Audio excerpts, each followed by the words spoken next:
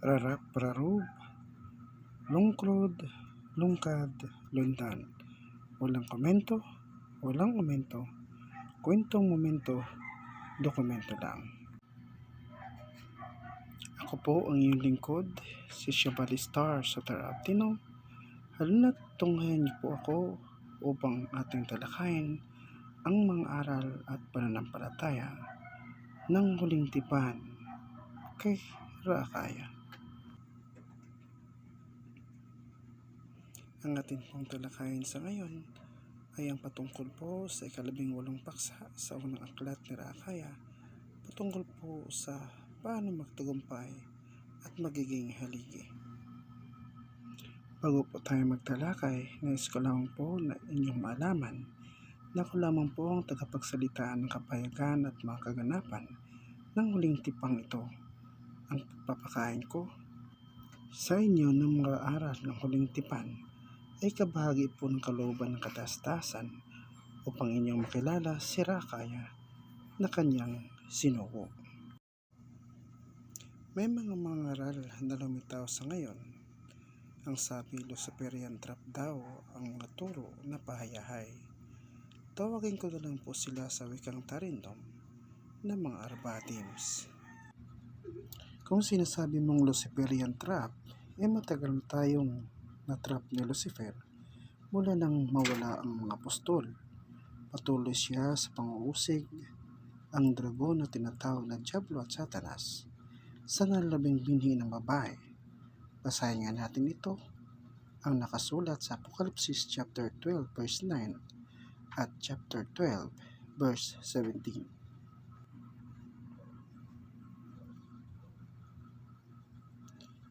At inihagis ang malaking dragon, ang magtatandang ahas at ang tinatawag na Diablo at Satanas.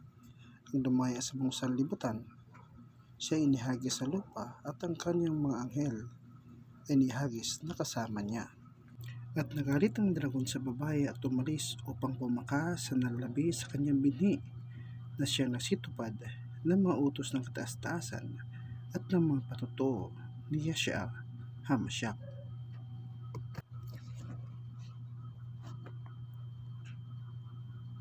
Lalo na magagawa niya ang lahat dito sa mundo dahil Diyos siya ng sanlibutan ito. Nababasa natin sa 2 Korinto chapter 4 verse 4. Bakit di naman niyo paniwalaan ang pahayag na ito ni Apostol Pablo? Kaya nagkaloko-loko na ang mga kapahayagan ninyo dahil sa itinakwil ninyo si Apostol Pablo.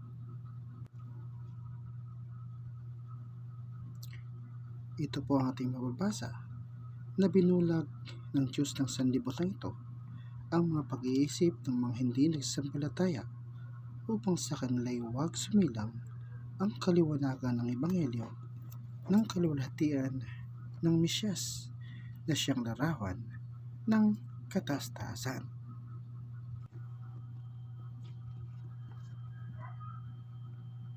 Sinabi niyo pa, ang aral na pahayahay ay aral din ni Lucifer. Paano naman yung mismo sabi ng Mesyas na pinagaan niya ang pasan at pinanambot niya ang pamatok? Anong masasabi niyo ukol dito? Ang Mesyas na nagsalita, ibig mong sabihin ayaw mong tanggapin ito dahil pahayahay? Bilang patunay, basahin natin ang Matthew chapter 11 verse 29 hanggang 30. Ito ang sinasabi, pasanin ninyo ang aking pamatok at mag-aral kayo sa akin, sapagkat ako'y maamo at magpagkumbabang puso, at masumpungan ninyo ang kapahingahan ng inyong mga kaluluwa, sapagkat malambot ang aking pamatok at magaan ang aking pasan. Sige nga, tutulan niyo ito.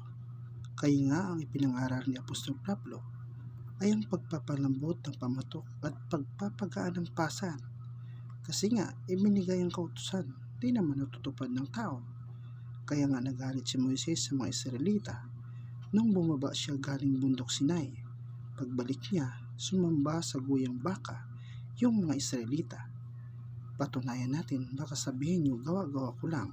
Basahin natin sa Exodus chapter 32 verse 19 hanggang 20.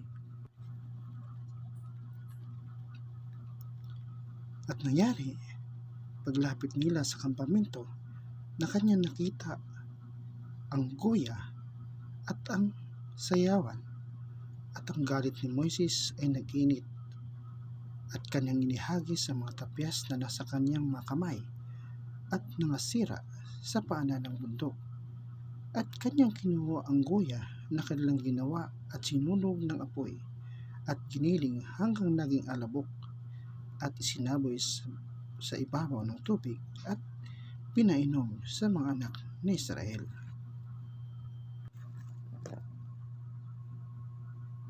Kaya sa halip na kautusan, pinahayahay nga ito sa pamamagitan na lang ng katwiran ng kataas-taasan sa pananampalataya. Anong pananampalataya? Sagot, sa pananampalataya kay Yahshua HaMashiach na sinaksihan ng kautusan at ng mga propeta. Basahin natin ang nakasulat sa Roma chapter 3 verse 21 hanggang 22. Ito po ang ating mababasa. Datapot ngayon, bukod sa kautusan, ay pinahayag ang isang katwiran ng kataas-taasan na sinasaksihan ng kautusan at ng mga propeta.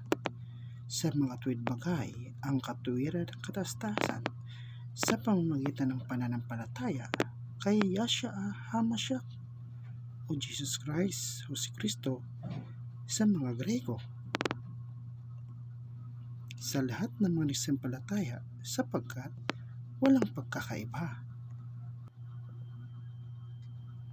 Sapagkat ang lahat ay nangagkasala at hindi nakaabot sa kalulhatian ng kataas-taasan. Binagaan na nga, ibinalik pa rin ninyo yung kautusan. Kaya nga sabi ni Apostol Pablo, ang katwiran ng kataas-taasan, sinaksihan ng kautusan at ng mga propeta, ang pananampalataya kay Yahshua HaMashiach.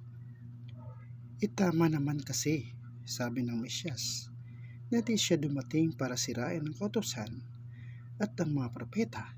Basahin natin sa Mateo chapter 5 verse 17. Ito po ang ating mababasa. Huwag ninyong isiping ako'y naparito upang sirain ang kautusan o ang mga propeta. Ako'y naparito hindi upang sirain, kundi upang ganapin. Ang sabi niya, ganapin. Unahin natin ang kautusan. Naganap ba niya? Oo naman. May makapagsabi ba na may nilabag siya sa kautusan? Baka sabihin ninyo, yung Da Vinci Code, nakipagtalik siya kay Magdalena at nagkaroon sila ng anak. Napakalaking kalokohan ng kwento na yan. Ngayon sige nga, may superhero ba na tao nung mawala si Mesyas sa lupa? Kasi pag nakipagtalik siya, sigurado makapangyarihan yung maging anak niya. Huwag kasi kayong maniwala sa mga mythological belief. Kaya hayan tuloy ang Biblia na paglaruan ng gusto ng mga Greko. Kaya Zeus pinanggalingan ng Diyos. Tapos kwento si Hercules anak ng Diyos sa tao. Kaya ang akala tuloy ng marami, kalahating Diyos at kalahating tao ang kataas-taasan. Ay nako, maraming nasisira sa kwento. Kaya ito ang katunayan. Ating mababasa, Jesus Christ and Mary Magdalene having had a child together. Sabi pa ng Da Vinci Code. Ayan, kung inyong mababasa ay nakapokus po ito sa mythological belief. Ito po ay panulat ni Dan Brown. Kaya marami pong mga humahanga dito. Nariyan naman po si Richard Dawkins na sumulat ng libro na The God's Delusion na ayon sa kanya ang supernal creator almost does not exist.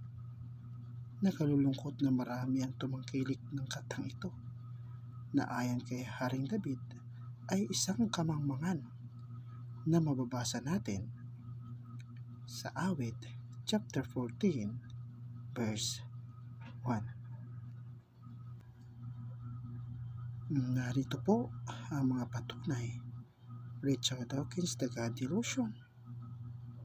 Sabi niya, supernal creator almost certainly does not exist, and that belief is personal. God qualifies as delusion. At ito'y ayon po sa Wikipedia. Kaya ang sa larawan ni Haring David ay ganito. Ang mangmang ay nagsabi sa kanyang puso, walang katastaasan. Sila ay nangapahamak. Sila ay nagsigawa ng kasuklam-suklam na magawa. Walang gumagawa ng mabuti. Dagdag din sa mga gumagawa ng kahindik-hindik na pananalita, si Karl Marx na author ng komunismo, na ayon sa kanya, religion is opium, na lalong nagpapagulo ng kaisipan ng tao na naniniwalang walang katastasan. Isang pilosopiyang katha na ayon kay Pablo tayo mag-ingat na mababasa natin sa Colossus chapter 2 verse 8. Narito po ang katunayan na ayon po sa Wikipedia. Sabi ni Karl Marx, religion is opium of the people. Kaya nga ayon kay Apostol Pablo sa Colossus chapter 2 verse 8, kayo magsipag-ingat, baka sa inyo'y may bumiyag sa pamamagitan ng kanyang filosofiya at walang kabuluhang pandaraya. Ayon sa sabi ng mga tao, ayon sa pasimulang aral ng sanglibutan at di ayon kay Mesyas. Patuloy ang paglago ng mga kathang kaisipang ito na matatandaan po natin na halos ang buong mundo ay umaangat ang kanilang bilang. Padami sila ng padami. Nangunguna sa listahan ng mga bansa ay ang China. Mahigit 90% ang bilang ng kanilang populasyon na artista. Ayon po yan sa pag-aaral ng Top 10 AAW YouTube channel. Kaya narito po ang katunayan. Top 10 countries with highest population and religion attest in the world. I-type lang po ninyo ito, mga kaibigan, para inyong malaman. May napansin ba kayong nakasulat sa kautusan na nilabag pa ng Mesyas? Baka sabihin nyo naman na di siya nangili ng Sabat dahil nagpagaling siya sa araw ng Sabat. Ano bang kasagutan niya? Basahin natin sa Marcos chapter 2 verse 27 at Matthew chapter 12 verse 8. Ito po ang ating mababasa. At sinabi niya sa kanila, ginawa ang Sabat nang dahil sa tao at di ang tao nang dahil sa Sabat, sapagkat ang anak ng tao ay kataas-taasan ng Sabat. Ngayon, may nilabag ba siya? Siya nga ang kataas-taasan ng Sabat. Ibig sabihin, siya yung sinasamba sa Sabat. Kung gayon, natural lang. Kung siya ang kataas-taasan ng Sabat, marapat siya magpagaling o anumang hingi ng tao ay gagawin niya. Kaya ano bang nilabag niya? Ginanap lang niya pero di nilabag. Sa 10 utos, may pinahayag lang na 6 na utos ang Mesyas sa isang tao na nagtanong sa kanya kung paano magkaroon ng buhay na walang hanggan. Basahin po natin ang kasagutan ng Mesyas sa Mateo chapter 19 verse 16 hanggang 19. Ito po ang ating mababasa. At narito lumapit sa kanya ang isa at nagsabi, "Guro, ano ang mabuting bagay na gagawin ko upang ako'y magkaroon ng buhay na walang hanggan?" At sinabi niya sa kanya, "Bakit mo tinatanong sa akin ang tungkol sa mabuti? May isa na siyang mabuti. Datapwat kung ibig mo pumasok sa buhay, ingatan mo ang mga utos." Sinabi niya sa kanya, "Alin-alin?" At sinabi niya siya, "Huwag kang papatay, huwag kang malunya, huwag kang magnanakaw, huwag sasaksi sa di katotohanan, igalang mo ang iyong ama at ina, at ibigin mo ang iyong kapwa gaya ng iyong sarili." Anong mga utos lang ba ang binanggit ng Mesyas? Una, huwag kang papatay. Pangalawa, huwag kang malunya. Pangatlo, huwag kang magnanakaw. Pang-apat, huwag kang sumaksi ng di katotohanan. Panglima, igalang mo ang iyong ama at ina. Pang-anim, mahalin mo ang iyong kapwa gaya ng iyong sarili. Kapansin-pansin po na di kasali sa kautusan na binanggit ng Mesyas ang utos number 1, number 2 at number 3. Subalit 6 na utos na binanggit niya, ang pang-9 na utos at ang pang-10 ay pinag-isa niya sa ganito, "Mahalin mo ang iyong kapwa gaya ng iyong sarili." Bakit po kaya? Ang sagot, dahil ang utos number 1, number 2 at number 3 ay tanging siya lang ang makakagawa, maliban na lang kung bibigyan ng isang tao ng puso ng kataas-taasan na mababasa natin sa Ezekiel chapter 36 verse 26. Ano-ano po bang nilalaman ng kautusan number 1, number 2 at saka number 3 na di niya ito ipinahayag sa isang tao na nagtatanong sa kanya? Bakit po kaya din niya ito ipinahayag? Sagutin po natin yan sa pamamagitan ng pag-alam ng mga bagay na nasusulat na mababasa natin sa Exodus chapter 20. Subalit di ko na lang po i-flash sa screen yung buong chapter para di na po hahaba ang ating paliwanagan. Inyo na lang pong basahin batay sa mga sinasabi ko. Ang 10 utos. Unang utos, huwag magkaroon ng ibang kataas-taasan o Diyos maliban sa akin. Huwag magkaroon ng mga larawang inanyuan, pawiin o giba ang mga templo o mga anyo nito. Alalahanin ang araw ng Sabat, igalang ang iyong ama at ina. Huwag kang papatay. Huwag kang mangalunya. Huwag kang magnakaw.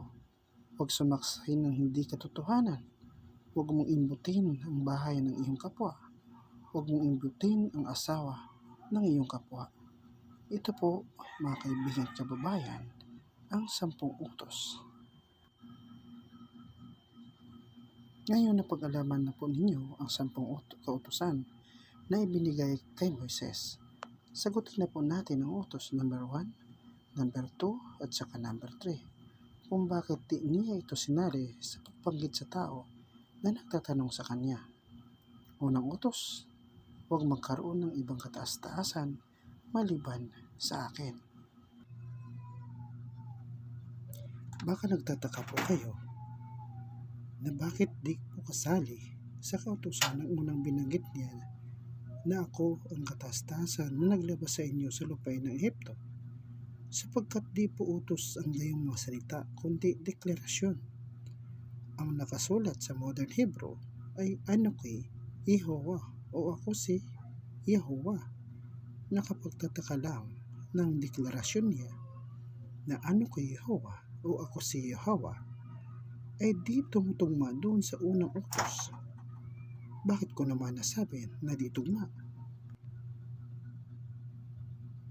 Sapagkat Ang unang utos na binanggit ay huwag magkaroon ng ibang kataas-taasan maliban sa akin. Sa Hebrew, binanggit ay lo, yeye, huwag magkaroon. Ang salitang yeye ay ang pinanggalingan ng salitang eye o ako nga. Matandaan po natin na ipinahayag na po ito ni Propeta Moises sa mga Israelita nung sinugo po siya ng kataas-taasan upang ipakilala ang kanyang pangalan na mababasa natin sa Exodus chapter 3 verse 14. Basahin po natin. Ito po ang ating mababasa. At sinabi ng kataas-taasan kay Moises, ako yaong ako nga. At kanyang sinabi, ganito ang sasabihin mo sa mga anak ni Israel, sinugo ako sa inyo ni ako nga. Balikan po natin ang tanong na bakit di po tugma ang deklarasyon niya na ano kay Yehowa o ako si Yehowa sa utos na loyeye. Marahil natatakot po ang mga 70 scholars na ipahayag ang pangalan ng kataas-taasan nang kanilang sagutin ang request ni Ptolemy Disikan Philadelphos noong 285 to 247 BC na nagtra-translate ng Hebrew Torah sa Koine Greek. Di po natin alam, baka kagagawan din po ito ni Ptolemy or else natatakot po talaga sila dahil may ligpit po na pinangalagaan ng kautusan ang pangalan ni Iye o ako nga. Narito po ang mga patunay ng Wikipedia tungkol sa mga sinabi ko. Ito po mga kaibigan ang katunayan. The translation of the 70 derives from the story recorded in the letter of Aristias that the Hebrew Torah was translated into Greek as a request of Ptolemy II Philadelphos 284-247 BC by 70 Jewish scholars. According to the tradition, 70 to 6 scholars from each of 12 tribes of Israel who independently produce identical translations. Yan po ang katunayan mga kaibigan at kababayan. Sa kabilang banda, ayon naman po sa www.gateway.com, mula sa isang salin ng Biblia, New International Version, sa kanilang footnote sa Exodus 3:14. Ang salitang I am that I am o ako ay ako ay mula sa salitang verb na iye. Narito po ang aking mga batayan. Ito po mga kaibigan kababayan, that I am o I will be what I will be. Ang salita ay maaaring galing sa salitang iye o I am na nasa Exodus 3:14. Ngunit saan po ba nanggaling ang pangalang o ako nga? Halina't ating pong tuklasin ang pangalang kung saan po ito nagmula. Basahin po natin ang hula ni Isaias chapter 63 verse 16. Ito po ang ating mababasa, sapagkat ikaw ay ang aming ama, bagamat hindi kami kinilala ni Abraham at hindi kami kinilala ni Israel. Ikaw o kataas-taasan ay aming ama, aming manunubos, na mula sa walang pasimula ay siya mong pangalan. Ano po ba ang mula sa walang pasimulang pangalan? At hindi lang po ito sabihin nating ama, ang walang pasimulang pangalan, dahil kahit nga tayo may tinatawag tayong ama, pero mayroon po talagang pangalan ang ating ama.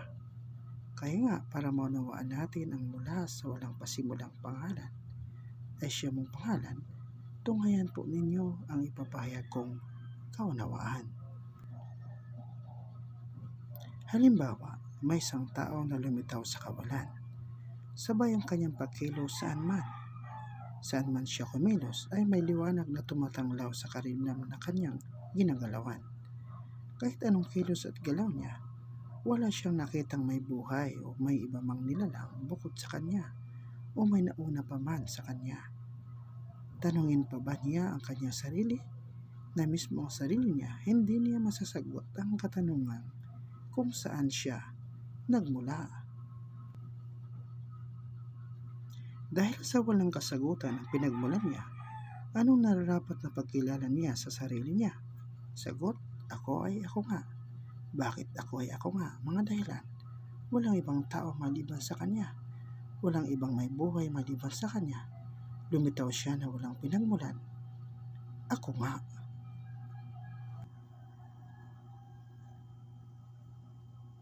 Ang mula sa walang pasimulang pangalan ay ako nga.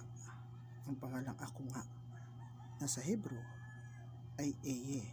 Kaya ang mga batayan ng aking ipinahayag ay ating mababasa sa Awit chapter 90 verse 2 at Isaiah chapter 43 verse 10. Ito po ang ating mababasa. Bago nalabas ang mga bundok, bago nilikha ang lupa at ang sanglibutan, mula nga ng walang pasimula hanggang sa walang hanggan, ikaw ang kataas-taasan. Kayo'y aking mga saksi, sabi ng kataas-taasan, at aking lingkod na aking pinili, upang inyong maalaman at magsampalataya kayo sa akin, at inyong matarastas na ako nga. Walang kataas-taasan na inanyuan na nauna sa akin o magkaroon man pagkatapos ko.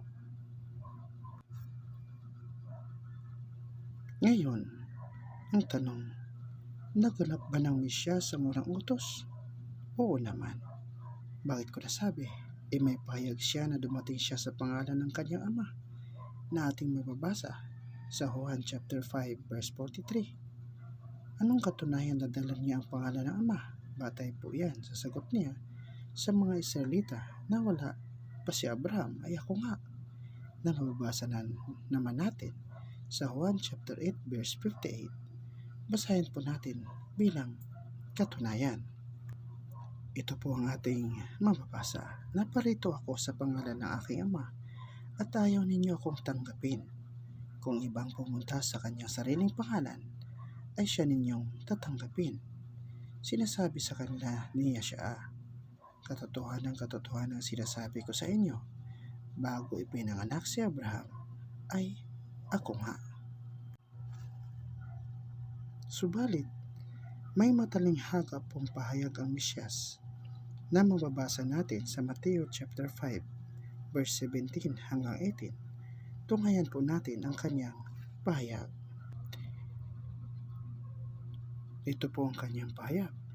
Huwag niyong isiping ako'y naparito upang sirain ang kautusan o mga propeta. Ako'y naparito hindi upang sirain, kundi upang ganapin. Sapagkat katotohanan ang sinasabi ko sa inyo, hanggang sa mga wala ang langit at ang lupa, ang isang tuldok o isang kudlit sa anumang paraan na hindi mawawala sa kautusan, hanggang sa maganap ang lahat ng mga bagay. Ang ipinahayag ng Mesyas ay ang pagwabasto sa pangalan ng Ama na may tuldok at kudlit ay di mawawala sa kautusan hanggang sa maganap ang lahat ng mga bagay. Wala pong tuldok sa kudlit ang pangalan ng Ama na Iye o ako nga. Kaya nga, isa sa sadya ng Mesyas sa pagpunta niya sa daigdig ay ang pagtuturo ng tamang pagbigkas sa pangalan ng Ama na mula sa pangalang walang pasimula na Iye o ako nga ay patungo sa Iye o calamity o distraction. Tunghayan po ninyo ang batayan ng aking pahayag. Ito po, kung inyo pong mapapansin, wala pong tuldok ang kudlit sa pangalang Iye o ako nga. Dahil po sa pahayag ng Mesyas na pagwabasto, ganito po ang anyo ng pangalan ni Iye o ako nga. Iye, calamity or distraction. Mula sa walang tuldok na Iye o ako nga na nagmula sa walang pasimulang pangalan na noong unang panahon ay umiiral bilang Ama na gumagawa ng kanyang mga gawa. Umiiral po siya sa kapanahonan natin ngayon bilang Iye na may tuldok sa kudlit bilang kalamidad at mapangwasak. Narito po ang biblical Hebrew alphabet sa pinanggalingan ng pangalang Iye para po inyong mapag-aralan ang pangalang ito. Kasabay ng inyong pag-aaral sa Biblical Hebrew Alphabet ay ang paglalagay niyo ng tuldok gamit ang mga Nicode. Narito po ang Biblical Hebrew Alphabet.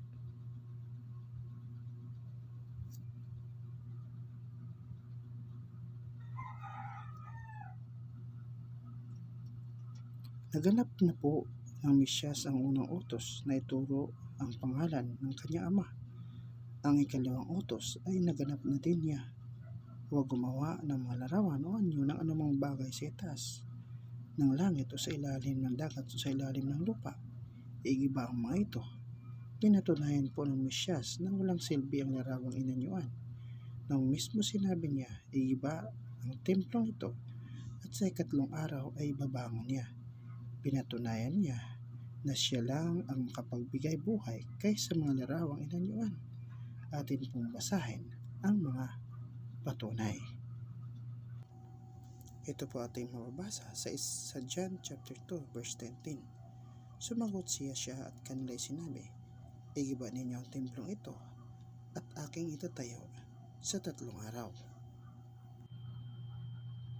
At sa Isaiah chapter 44 verse 10, sino ang nag-anyo sa inyong kataas-taasan o bumuo ng larawang inanyuan na di pakinabangan sa anuman? Silang nagbigay anyo sa larawang inanyuan ay walang kabuluhan. Silang lahat at ang kanilang mga bagay na kinaluluguran ay hindi mapapakinabangan at ang kanilang sariling mga saksi ay hindi nakakita o nakakaalaman upang sila'y mga pahiya. Ang ikatlong utos naganap na din niya dahil nga po siya ang kataas-taasan ng Sabat na ayon sa kanyang pahayag sa Marcos chapter 2 verse 27 at Matthew chapter 12 verse 8. Kaya nga pala di niya nabanggit ang tatlong utos sa isang tao na nagtatanong sa kanya dahil sapagkat walang makakagawa ng utos na iyon kundi siya lang. Kaya narito po ang kanyang pahayag sa Marcos chapter 2 verse 27. At sinabi niya sa kanila, ginawa ang Sabat ng dahil sa tao at di ang tao dahil sa Sabat, sapagkat ang kataas-taasan, ang anak ng tao ay ang kataas-taasan ng Sabat. Natupad mo niya ang lahat ng kautusan. Ang pahayag din uli niya ay patungkol sa mga propeta dahil sabi niya siya na parito para hindi sirain ang kautusan at ang mga propeta. Pag-aralan naman po natin ang pagtupad niya sa hula ng mga propeta. Anong hula ba ng mga propeta ang tinupad niya? Si Propeta Isaiah naghula ng pagdating ng Emmanuel na mababasa natin sa Isaiah chapter 7 verse 10 hanggang 14. Ito po ang ating mababasa at ang kataas-taasan ay nagsalita uli kay Akas na nagsasabi, humingi ka ng ganang iyon ng tanda na mula sa kataas-taasan. Humingi ka maging sa kalaliman o sa kaitaasan sa itaas. Ngunit sinabi ni Akas, hindi ako hingi, nitutuksuin ko man ang kataas-taasan. At kanya sinabi, dinggin ninyo ngayon usang bahayan ni David. Maliit na bagay ba sa inyo ang mamagot sa mga tao na inyong papagurin rin ang aking kataas-taasan? Kaya't ang kataas-taasan nga ay magbibigay sa inyo ng tanda. Narito, isang dalaga ay maglilihi at manganak ng isang lalaki at tatawagin ang kanyang pangalan na Emmanuel. Sa hula po nating nabasa, nagpahayag po ang kataas-taasan kay Akas na humingi siya ng tanda mula sa kalaliman o sa kaitaasan sa itaas. Subalit tinanggihan po ito ni Akas sa pag-aakalang panunukso sa kataas-taasan ang gagawin niya. Kaya tuloy ang sambit ng kataas-taasan sa kanya usang bahayan ni David. Maliit na bagay ba sa inyo na mamagod sa isang mga tao na inyo ring papagurin ng aking kataas-taasan?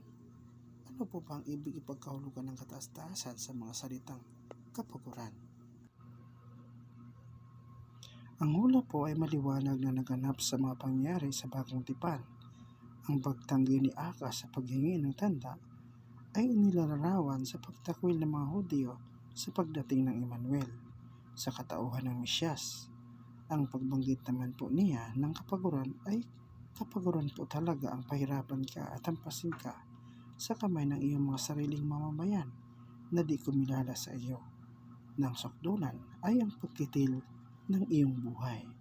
Naganap po ang mga pangyayari sa buhay ni Mesyas.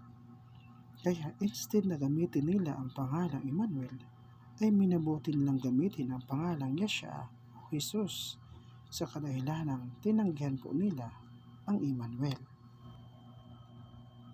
May dalawang bahagi po ang pagdating ng Emmanuel. Batay po ito sa hula ni Propeta Isaias sa Isaiah chapter 55 verse 10. Tunghayan po natin. Ito po ang ating mababasa sapagkat kung paano ang ulan ay lumagpak at ang niebe ay mula sa langit at hindi na bumabalik doon, kundi dinididig ang lupa at pinasisibulan at pinatutubuan ng halaman at nagbigay ng binhi sa maghasik at pagkain sa mga ngain. Binabanggit po sa talata ang ulan at niebe. Ang pagdating po ng Emmanuel bilang si Mesyas ay panahon po ng niebe, subalit di po tinanggap ang pag-iral niya. Ay kalawang pagdating niya ay sa pamamagitan ng ulan, na ang pag-iral niya ay ang pagpapatnubay sa kanyang sinugo sa pamamagitan ng ulan. Kaya marapat na ilakip natin ang kanyang pangalang Emmanuel na kaakibat ng pangalang Iye, kaya tawagin natin siyang Iye Emmanuel. Ngunit may inihula pa po si Propeta Isaias na mababasa natin sa Isaiah chapter 9 verse 6. Ito po ang ating mababasa. Sapagkat sa atin ay ipinanganak ang isang bata, sa atin ay binigay ang isang anak na lalaki, at ang pamamahala ay maatang sa kanyang balikat, at ang kanyang pangalan ay tatawaging kamangha-mangha, tagapayo, makapangyarihang katastaasan, walang hanggang Ama, Panghulo ng kapayapaan. Ang hula ni Isaiah sa chapter 9 verse 6 ay patungkol sa katungkulan ng Mesyas sa pamumuno. Una, kamangha-mangha. Pangalawa, tagapayo. Pangatlo, makapangyarihang katastaasan, walang hanggang Ama. Panglima, Pangulo ng kapayapaan. Ang kamangha-mangha ay naganap na po sa katungkulan ng Emmanuel sa katauhan ng Mesyas bilang tagapaghimala. Ang halimbawa nito ay mababasa natin sa Juan chapter 9 verse 6 hanggang 7. Ito po ang ating mababasa nang masabi niya ang ganito: siya ay lumura sa lupa at pinagpaputik ang lura at pinahiran ang mga mata niya ng putik. At sinabi sa kanya, humayo ka, maghugas ka sa tangke ng Siloe, na kung liliwanagin ay sinugo. Siya nga'y humayo at naghugas at nagbalik na nakakakita. Tagapayo, naganap na rin po ito bilang tagapayo na Espiritu Santo na mababasa natin sa Juan chapter 14 verse 26. Ito po ang ating mababasa. Datapot ang mga aliw sa makatwidbagay Espiritu Santo na susuguin ng Ama sa aking pangalan. Siya ang magtuturo sa inyo ng lahat ng mga bagay at magpapaalala ng lahat na sa inyo'y aking sinasabi. Makapangyarihang kataastasan ng Diyos. Ang katungkulang ito ay naganap na mababasa natin sa Pilipos chapter 2 verse 9 hanggang 10. Ito po ang ating mababasa at palibhasa ay nasumpungan sa anyong tao. Siya ay nagpakababa sa kanyang sarili na nagmasunod rin hanggang sa kamatayan, sa kamatayan sa punong kahoy. Kaya siya naman ay pinakadakila ng kataastasan at siya ay binigyan ng pangalang lalo sa lahat ng pangalan. Walang hanggang Ama, naganap na po ito sapagkat sinabi niya, ako at ang Ama ay iisa. Nababasa natin sa Juan chapter 10 verse 30. Ako at ang Ama ay iisa. Panglima, Pangulo ng Kapayapaan o Prince of Peace. Hindi pa po naganap ang katungkulang ito kay Emmanuel sa katauhan ng Mesyas sapagkat ang sabi niya, di siya dumating upang magdala ng kapayapaan, kundi tabak na mababasa natin sa Matthew chapter 10, verse 34. Ito po ang ating mababasa. Huwag ninyong isiping ako'y naparito upang magdala ng kapayapaan sa lupa. Hindi ako naparito upang magdala ng kapayapaan, kundi tabak. Nararapat na tawagin natin siya Emmanuel ng kanyang katungkulan bilang Pangulo ng Kapayapaan. Kaya tawagin natin siyang Emmanuel, Prince of Peace. Kaya prinsipe ang itawag natin sa kanya sapagkat di pa siya nakaupo bilang hari.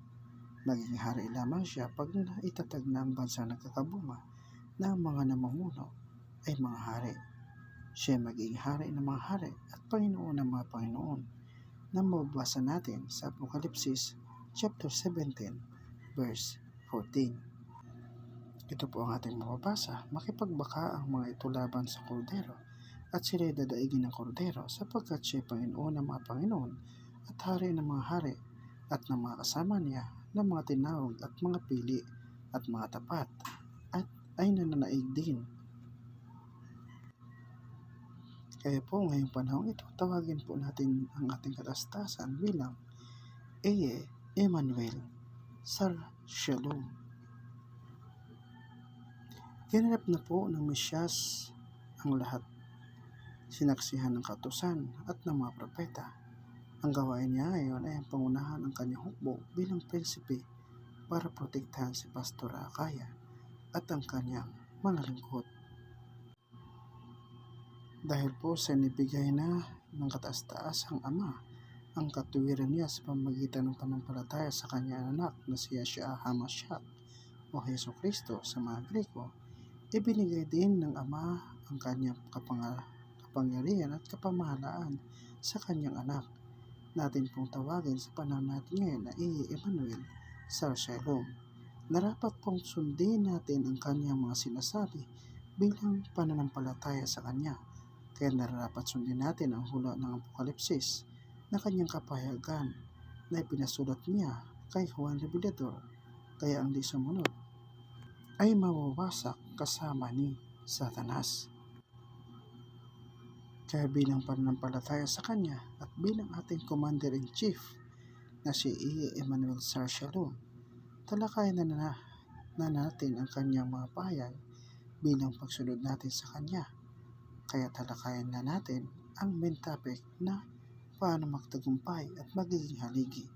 Basahin natin ang Apokalipsis chapter 3 verse 12. Ito po ang ating mababasa. Ang magtagumpay ay gagawin kong haligi sa templo ng aking katastasan at hindi na siya lalabas pa doon. At isusulat ko sa kanya ang pangalan ng aking katastasan at ang pangalan ng bayan ng aking katastasan, ang bagong Jerusalem na mananaog buhat sa langit mula sa aking katastasan at ang aking sariling bagong pangalan. Mga binabanggit, una, templo ng aking katastasan bilang Ama, mga haligi ng templo at bibigyan ng mga pangalan.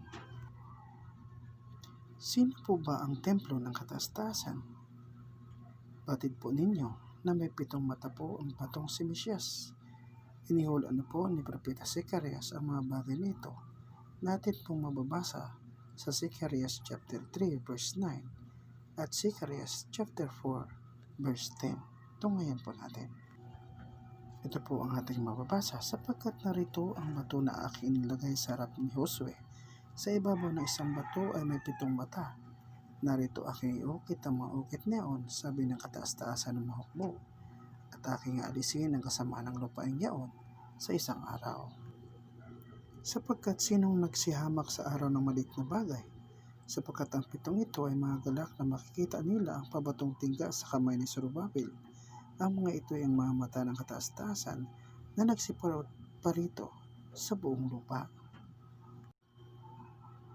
Ang hulang ito ay pinatutunayan naman po ng Apokalipsis na may kaugnayan sa pagbubukas na aklat ng kordero ng kordero na nakatayo sa harap ng luklukan ay may 7 mata at 7 sungay na siyang 7 espiritu ng kataas-taasan na sinugo sa buong lupa na mababasa natin sa Apocalypse chapter 5 verse 6. Ito po ang ating mababasa at nakita ko sa gitna ng luklukan at ng 4 na nilalang na buhay at sa gitna ng matatanda ang isang kordero na nakatayo na wari ay pinatay na may 7 sungay at 7 mata na siyang 7 espiritu ng kataas-taasan na sinugo sa buong lupa. Ang Biblia ay nagpahayag na po ng 6 na mga Hebreo na pinagkatipanan at matatawag nating sinugo na rin po para sa katuparan ng kalooban ni Iye. Tunghayan po ninyo kung sino-sino po ang mga ito at saan sila sinugo. Bilang pagbubukas ng plano ng kalooban ni Iye, ang pakipagtipan ng pangako ay pinagkaloob niya sa ating amang si Abraham, na ipinangako sa kanya ang binhi na lilitaw ang magbabalik sa tao upang makapasok muli sa punong kahoy ng buhay na iniwan ng ating mga magulang na sina Adan at Eva. Sa Genesis chapter 14 verse 13, ito po ang ating mababasa, at dumating ang isang nakatanan at ibinalita kay Abraham na Hebrew at tumatahan nga sa mapuno ng ensina na sa ni Mamre na Amoryo, kapatid ni Iskol at kapatid ni Aner, at ang mga ito'y kakampi ni Abraham. Si Amang Abraham po ang unang espiritu ni Iye na isa pong Hebreo na batay sa ating nabasa. Ang pangalawang espiritu po ni Iye ay si Jose na kinainggitan ng kanyang mga kapatid dahil sa mahal na mahal ito ni Jacob. Kaya inihulog siya sa balon ng kanyang mga kapatid dahil sa inggit, ngunit ang balon ay walang tubig. Nakuha siya ng isang medyaneta at ibininta kay Potiphar na puno ng Faraon. Nagsimula ang kanyang kasuguan sa Egypto bilang isang Hebreo na mababasa natin sa Genesis chapter 39 verse 14. Ito po ang ating mababasa na siya tumawag ng mga tao sa kanyang bahay at sinalita sa kanila na sinasabi, tingnan ninyo, na dinala niya tayo ng isang Hebreo upang tayo tuwiin. Pinasok niya ako upang ako'y sipingan at ako'y naghihiyaw ng malakas. Ang pangatlong espiritu ni Iye na sinugo sa lupa ay si Propeta Moises. Ang kasuguan ni Moises ay pagkasakatuparan ng pangako ni Iye kay Amang Abraham na 400 years sa alisin ang kanyang bini na pinaglingkuran nilang bayan at nagpahirap sa kanila, na mababasa natin sa Genesis chapter 15 verse 13. Si Moises ang nakatalaan para alisin ang mga Israelita sa Egypto. Si Moises ay isang Hebreo ayon sa Exodus chapter 2 verse 11. Ito po ang ating mababasa, at nangyari ng mga araw na yaon ng malaki na si Moises na kanyang nilabas ang kanyang mga kapatid at minasdan ang atang sa kanila. At kanya nakita ang isang Ehipsyo na nanakit sa isang Hebreo na isa sa kanyang mga kapatid. Ay kaapat na espiritu ni Iye na sinugo sa buong lupa ay si Haring David upang itayo ang kaharian ng Israel na matatag. Dahil sa pagsuway ni Haring Saul, nagsimula siya makilala nang patay niya ang higanting mandirigma ng mga Filisteo na si Goliath. Kinilala siyang Hebreo na mababasa natin sa unang Samuel chapter 29 verse 3. Ito po ang ating mababasa. Nang makagayo sinabi ng mga prinsipe ng mga Filisteo, ano ang mga Hebreo ito? At sumagot si Achish sa mga prinsipe ng mga Filisteo, hindi ba ito si David na lingkod ni Saul na hari ng Israel na napasa akin ng mga araw na ito o ng mga taong ito? At hindi ako nakasumpong ng anumang kakulangan sa kanya mula nang siya'y lumapit sa akin hanggang sa araw na ito. Ay kalimang espiritu ni Iye na sinugo sa buong lupa ay si Jonas. Ang kasuguan ni Jonas ay ang pangangaral sa Ninive, subalit naisana niyang tumakas papuntang Joppa upang takasan ang kanyang kasuguan. Ngunit di pa rin siya nakatakas sapagkat inihatid pa rin siya mula sa tiyan ng malaking isda sa Ninive. Nagpakilala pa rin siyang isang Hebreo sa Jonas chapter 1 verse 9. Ito po ang ating mababasa, at kanyang sinabi sa kanila, ako isang Hebreo at ako'y natatakot sa kataas-taasan ng kataas-taasan ng langit na siyang gumagawa ng dagat at ng mga tuyong lupain. ay kaanin na espiritu ni Iye na sinugo sa buong lupa ay si Apostol Pablo. Isang mabangis at mamatay tao si Apostol Pablo at pinag-uusig niya ang kapulungan ng kataas-taasan at pinagpapatay pa nga ama ito. Subalit, kinaawaan pa rin siya ni Iye at sinugo upang ipakilala ang kanyang pangalan sa mga hintil at sa mga hari at sa mga anak ni Israel. Nagpakilala siya bilang Hebreo ng mga Hebreo na mababasa natin sa Filipos 3:5. Ito po ang ating mababasa. Na tinuli ng ikawalong araw mula sa lahi ni Israel, mula sa angkan ni Benjamin, Hebreo sa mga Hebreo, tungkol sa kautusan, ay Fariseo. Ang kanyang pampitong espiritu na sinugo sa buong lupa ay si Pastor Jeronimo Raimundo Lasala Flores, na sinugo mula sa sikatan ng araw na tumatawag sa pangalan ng kataas-taasan, na mababasa natin sa Isaiah chapter 41 verse 25, na tumanggap ng bautismo ng ulan, ang huling ulan na dumidilig sa lupa.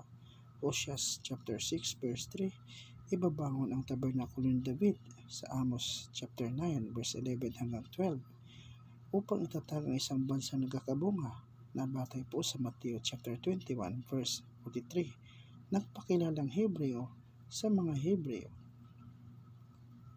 na may spiritual name na si Raakaya, na mababasa natin sa Isaiah chapter 40 verse 11 at Isaiah chapter 38 verse 16. Ito po ating mababasa. May binangon ako mula sa ilagaan at siya'y dumating mula sa sakitan ng araw. Ay tumatawag siya sa aking pangalan at siya'y paroon sa mga pinuno na parang simento at para na magpapalayok na yumuyurak ng putik na malagkit. At ating kilalanin tayo magpapatuloy upang makilala ang kataas-taasan. Ang kanyang paglabas ay tunay na parang umaga at siya'y parito sa atin na parang ulan, na parang huling ulan na dumidilig sa lupa. Sa araw na iyon ay ibabahon ko ang tabernakulo ni David na nabuwal at tatakpan ko ang mga sira niyaon at ibabahon ko ang mga guho niyaon at aking itatayo na gaya ng mga araw ng una. Kaya nga sinasabi ko sa inyo, aalisin sa inyo ang kaharian ng kataas-taasan at ibibigay sa isang bansang nagkakabunga. At sa Isaiah chapter 40 verse 11, kanyang papastorin ng kanyang kawan na gaya ng pastor, kanyang pipisanin ang mga kordero na sa kanyang kamay at dadalhin sila sa kanyang sinapupunan at papatnubayan na marahan niya ang mga nagpapasuso. O kataas-taasan, sa pamamagitan ng mga bagay na ito, nabubuhay ang mga tao at buong nasa ilalim niyan ang buhay ng aking diwa. Kaya't pagalingin mo ako at ako iyong buhayin. Naipahayag ko na po ang pitong espiritu ni Iye, na ang kauli-ulihang espiritu si Raakaya bilang templo ng espiritu ni Iye sa kasalukuyan. Kaya tandaan po natin na nakatadhana po lamang sa pito ang kanyang espiritu. Kaya huling sugo po si Pastor Jeronimo Raimundo L. Flores bilang si Raakaya. Kaya sa panahon natin, siya ang templo ng espiritu ni Iye. Sino po ba ang mga maging haligi ng templo? Sagot, ang mga magtatagumpay. Paano po ba magtagumpay at magiging haligi? Narito po ang kaparaanan para magtagumpay at magiging haligi. Ayon po sa Isaiah chapter 18 verse 3, pakinggan po ninyo. Ito po ang ating mamabasa. Kayo lahat nananahan sa sanglibutan at kayong mga naninirahan sa lupa, pagka ang isang watawat ay mataas sa mga bundok, inyong tingnan, at pagka ang pakakak ay hinipan, makinig kayo. Ang binabanggit po sa talata, isang watawat ay mataas sa mga bundok at ang pakakak ay hinipan ay inyong pakinggan. Ang aking ginawang vlog ay ang pag-ihip ko sa isang pakakak at ang kasunod nito ay ang pagtaas ko ng isang watawat. Sa anong dahilan ko po ito ginagawa? Ituloy po natin ang susunod na talata sa Isaiah chapter 18 verse 4. Ito po ang ating mababasa. Sapagkat ganito ang sinabi ng kataas-taasan sa akin, ako'y tatahimik at aking namasdan mula sa aking dakong tahanan, gaya ng malinaw na init sa sikat ng araw, gaya ng ulap na hamog sa init ng pag-aani.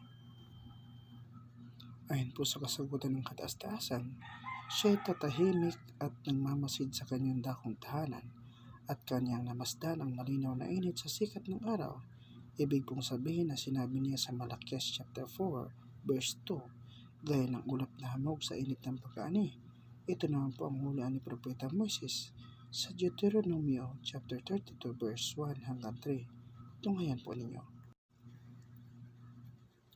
Ito po ang ating mababasa, ngunit sa inyo na nangatakot sa aking pangalan, ay sisikat ang araw ng katuwiran na may kagalingan sa kanyang mga pakpak, at kayo magsilabas at magsiluksong parang guya mula sa silungan. Makinig kayo mga langit o ako'y magsasalita, at pakinggan ng lupa ang salita ng aking bibig. Ang aking aral ay papatak na parang ulan, aking salita ay bababa na parang hamog, gaya ng ambon sa malambot na damo, at gaya ng mahinang ambon sa gugulahin. Sapagkat aking ihahayag ang pangalan ng kataas-taasan, dakilain ninyo ang ating kataas-taasan.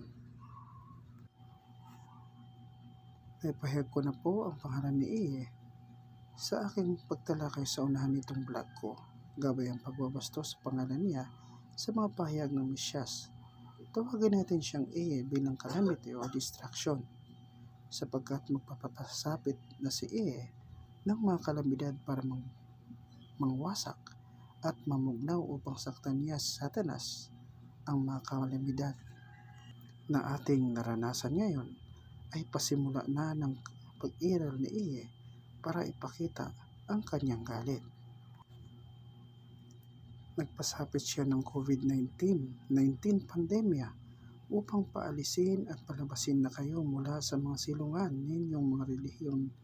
Kaya kung natatakot kayo sa pangalan ni Iye, lumabas na kayo at pagtagumpayan na maging haligi, sapagkat kung di ninyo ito gagawin, mas kahindik-hindik pa ang ating dadanasin.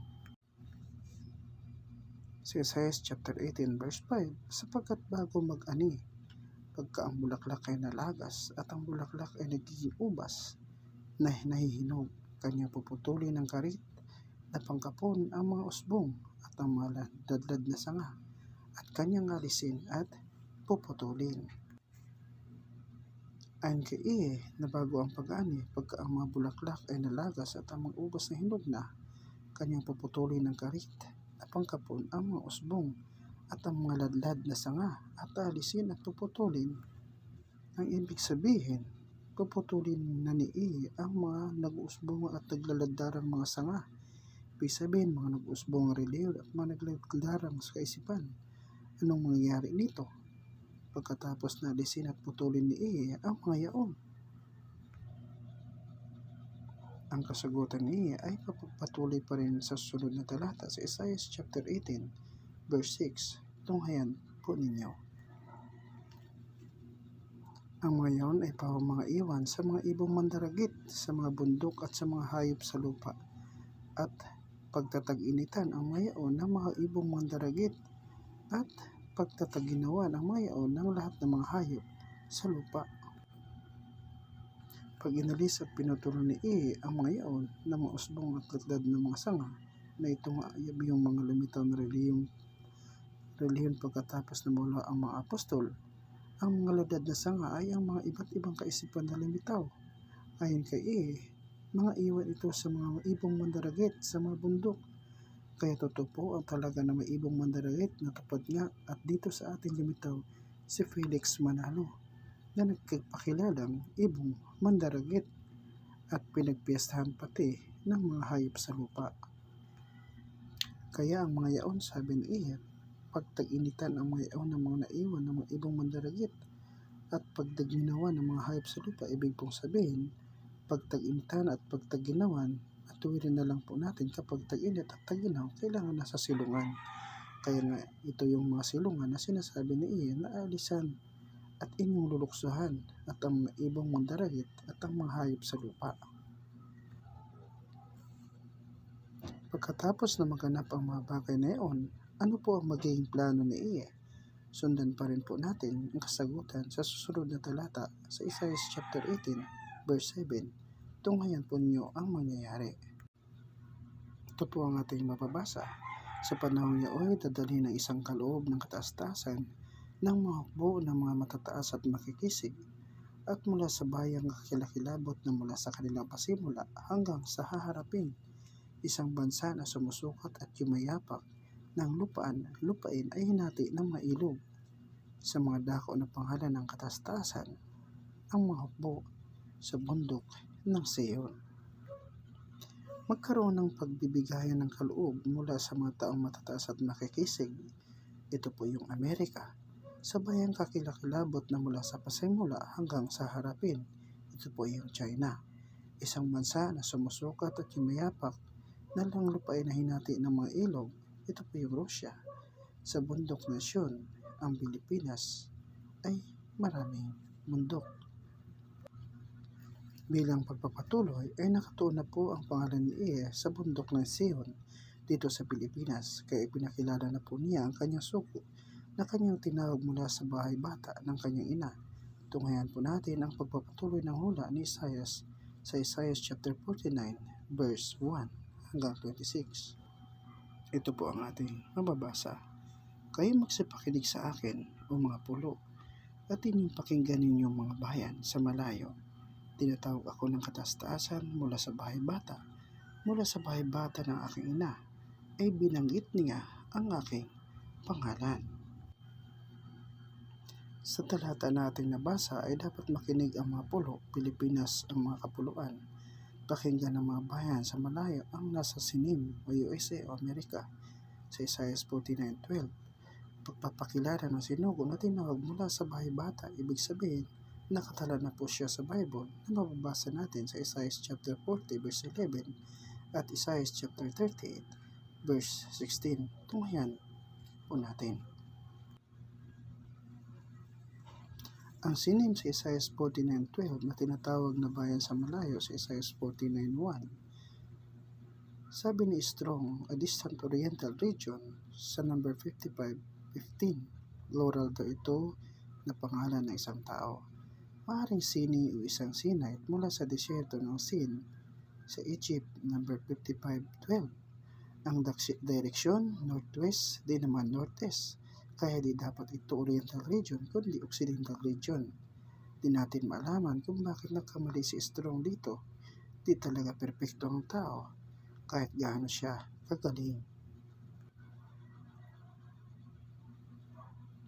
Dahil sa pagkakamali ni Strong, pinagpiestahan ito ng mga Chinese na sila daw ang Sin. Subalit walang basyan kasi po ang China ay nasa northeast. Ang binanggit sa hula ay northwest.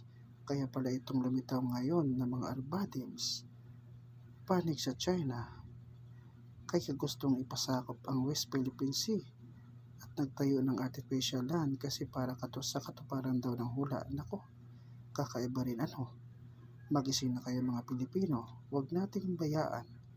Nasakupin tayo ng Chinese na lahi ng dragon na Satanas na may plano si Emmanuel Sir Shalom sa bansa natin, kaya lumabas na kayo para ating itatag ang isang bansang nagkakabunga batay sa Mateo chapter 21 verse 43. Narito po ang katunayan ng pagkakamali ni James Strong sa Hebrew Concordance. Andiyan po, nakikita po ninyo mga kaibigan, kababayan.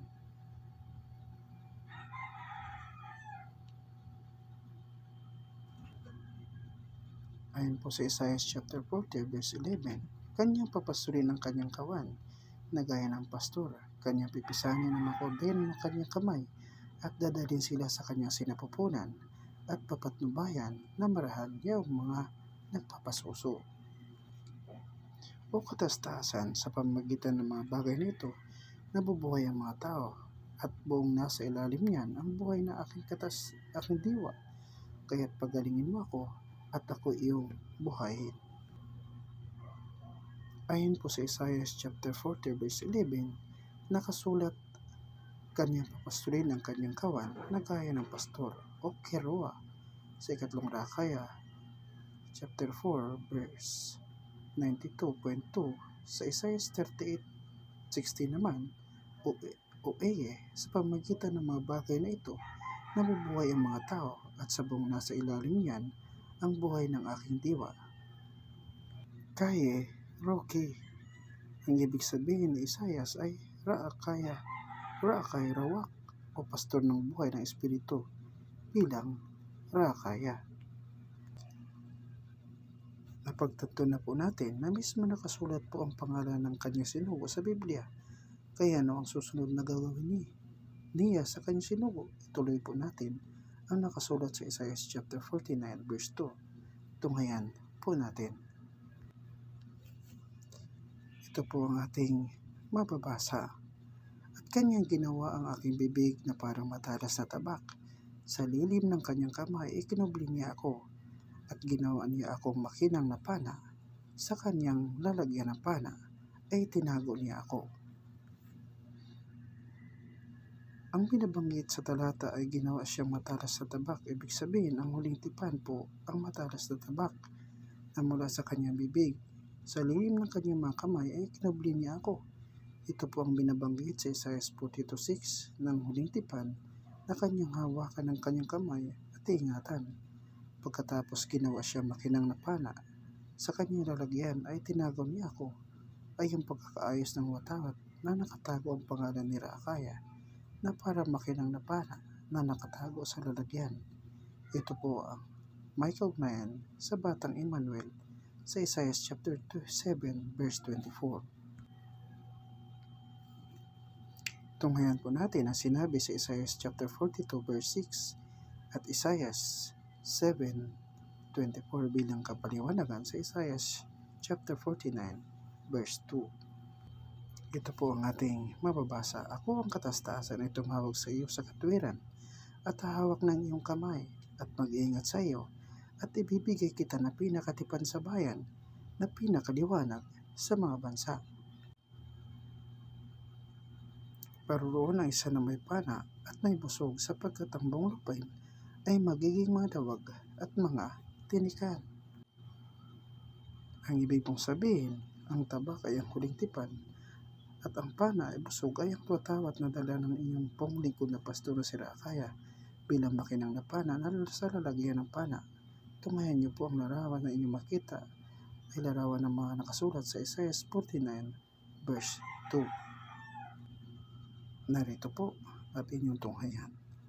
Yan po ang watawat at ang matalas na tabak at ang pana, ang huling tipan at ang watawat. Pagkatapos ng mga bagay na ito, ano ang sambit ng kataas-taasan na may watawat ng itinaas? At sinabi niya sa akin, ikaw ay aking lingkod Israel, na siyang aking ikaluluwalhati.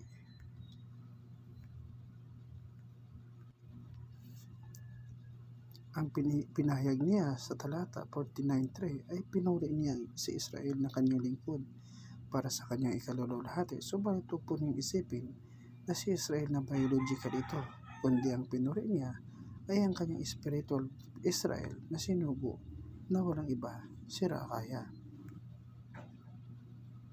Ano naman po ang sambit ng inyong lingkod na pastor, si Raakaya, sa kataas-taasan?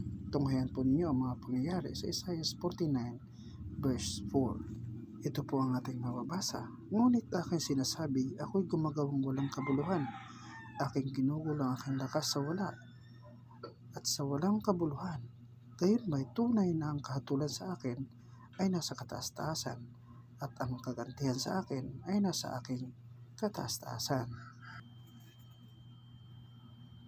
Sa talata na ating nabasa ay parang nagsisipo ang inyong lingkod na pastor na si Raakaya na ayon sa kanya gumawa siyang walang kabuluhan, na ginugol niya ang kanyang lakas sa wala, kanyang pinaubaya sa kataas-taasan ng kanyang kahatulan.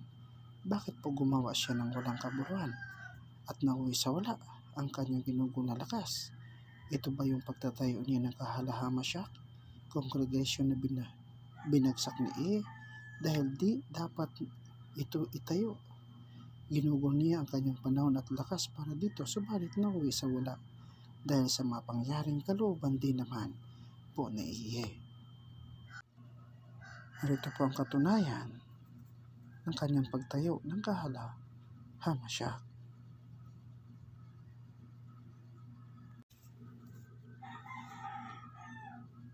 Ang larawan na inyong nakita ay ang katunayan ng kalumbayan ni Herakaya na dahil sa pagtatag niya ng kahala-Hamasyak na kanyang pinanggulan ng panahon ay nauwi ito sa wala. Subalit ano po ang tugon ni Iye kay Herakaya? Tunghayan niyo po natin ang kasagutan ng kataas-taasan sa inyo pong lingkod na si Herakaya sa susunod na talata ng Isaiah chapter 49 verse 5. Ito po ang ating mababasa at ngayon sinabi ng kataas-taasan na nag-anyo sa akin mula sa bahay bata upang maging kanyang lingkod, upang dalhin uli ang Jacob sa kanya at ang Israel ay mapisan sa kanya, sapagkat ako'y marangal sa mga mata ng kataas-taasan at ang aking kataas-taasan ay naging aking kalakasan. Kahit po sa kabila ng mga pangyayari ay marangal pa rin sa kanya ang mga mata ni Iye dahil nakatalaan na po siya para sa kasuguan at di na dapat niyang bitawan. Kaya ang kasagutan ni Iye ay pinahayag niya sa Isaiah chapter 57 verse 17 hanggang 18. Ito po ang ating mababasa. Dahil sa kasamaan ng kanyang kasakiman ay naputa ko at sinaktan ko siya. Aking kinubli ang aking mukha at ako'y napuot at siya'y umaong naghimaksik ng lakad ng kanyang puso. Aking nakita ang kanyang mga lakad at pagagalingin ko siya. Aking ding papatnubayan siya at bibigyan ko ng mga kaaliwan siya at ang kanyang nangananangis. Kahit po sa kabila ng pagkakasala ni Herakaya ay nakalaan pa rin siyang ibangon ni Iye para po sa kanyang kalooban. Kaya ang ipinahayag ni Iye para sa kanyang sinugo ay matutunghayan po natin sa susunod na talata sa Isaiah 49 verse 6. Oo, kanyang sinasabi, totoong magaan ang bagay na ikaw ay naging aking lingkod upang ibangon ang mga lipi ng Jacob at isauli ang iningatan ng Israel.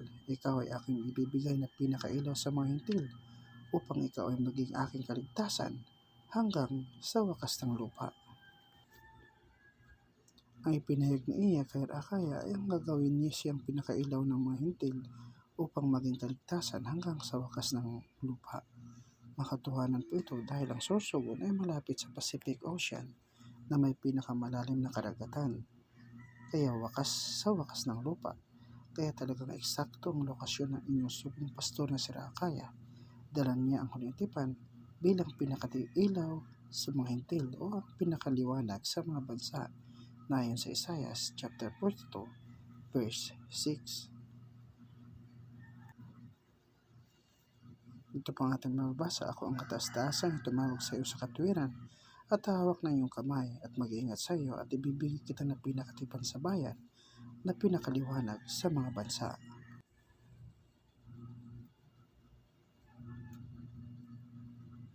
Pagkatapos na gawing pinakailaw si Herakaya sa mga hintil o pinakatipan sa bayan na pinakaliwanag sa mga bansa, ano po ang maging gawain ni Herakaya na gagawin ni Iye sa kanya? Tungayin natin ang sunod na talata sa Isaiah chapter 49 verse 7. Ito po ang ating mababasa. Ganito ang sabi ng kataas-taasan ng manunubos ng Israel na kanyang banal doon sa hinamak ng tao, doon sa kinayamutan ng bansa, sa lingkod ng mga pinuno. Ang mga hari at ang mga pinuno ay magkikita at magsisibangon at sila'y magsampa dahil sa kataas-taasan na tapat sa banal ng Israel na siyang pumili sa iyo. Ang pahayag ni Iye ay babangon ang mga hari, mga pinuno at mga pangulo upang sumamba sa kanyang sinugo bilang pagpapakita ng pag-ibig ni Iye sa inyong lingkod na pastor. May kaugnayan po ito sa Apokalipsis chapter 3 verse 9. Tungayan po ninyo ang nakasulat. Ito po ang ating mababasa. Narito ibigay ko sa sinagoga ni Satanas ang mga nagsasabing sila mga Hudyo at sila hindi, kundi nagbubulaan. Narito sila aking paparianin at pasambahin sa harap ng iyong mga paa at nang maalamang ikaw ay aking iniibig. Pinapasamba ni Iye ang lahat ng nagkunwaring Hudyo na wala naman pong iba kundi ang mga tao sa ngayon na gumagamit ng Biblia na di nila maunawa ng nilalaman nito. Kaya puro kaguluhan at pagtatalo ang kinalabasan. Sa pagkataong ito, anong gusto pa ni Iye na maganap?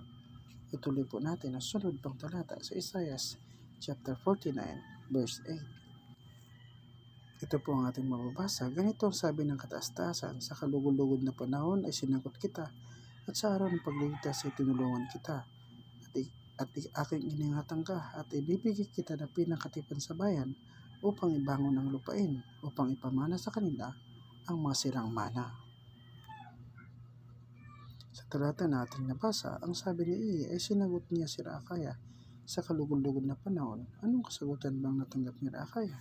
Ang kasagutan ay mababasa natin sa Awit chapter 20 verse 1 hanggang 5. Ito po ang ating mababasa. Ang kataas-taasan ay sumagot sa iyo sa araw ng kabagabagan.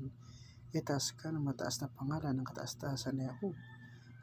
Sakluluhan ka mula sa sanktuaryo at palakasin ka mula sa Sion. Alalahanin nawa ang lahat ng iyong mga handog at tatanggapin niya ang iyong mga haing sinusunog. Pagkalooban ka nawa ng nais ng iyong puso at tuparin ang lahat ng iyong payo.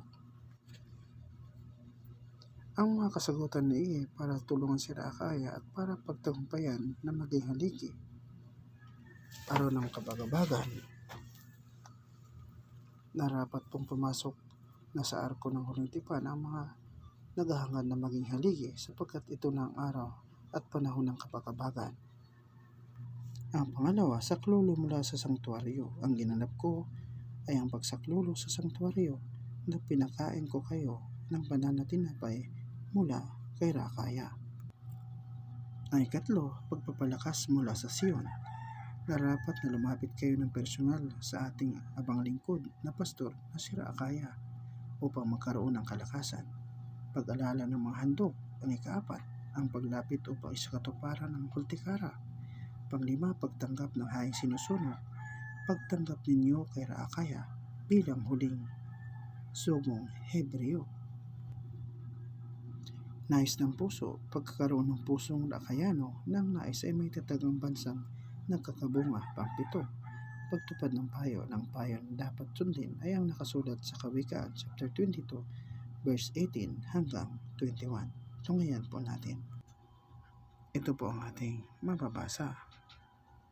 Sapagkat maligayang bagay kung iyong ingatan sa loob mo, kung mga tatag na makakasama sa iyong mga labi, upang iyong tiwala ay malagak sa kataas-taasan. Aking ipinakilala sa iyo sa karawang ito, o sa iyo. Hindi ba ako sumulat sa iyo ng mga marilag na bagay, ng mga pangayo at kaalaman, upang ipakilala sa iyo ang katunayan ng mga salitang katotohanan, upang iyong maibalik ang mga salita ng katotohanan sa kanila na nagsugo sa iyo. Kapag natupad lahat ng gawain ito sa isang manampalataya, siya magiging matagumpay at magkaroon siya ng watawat na ating mababasa sa Awit chapter 20 verse 5. Ito ang ating mababasa. Kami ay magtatagumpay sa iyong pagliligtas, at sa pangalan ng aming kataas-taasan ay aming itataas ang aming mga watawat.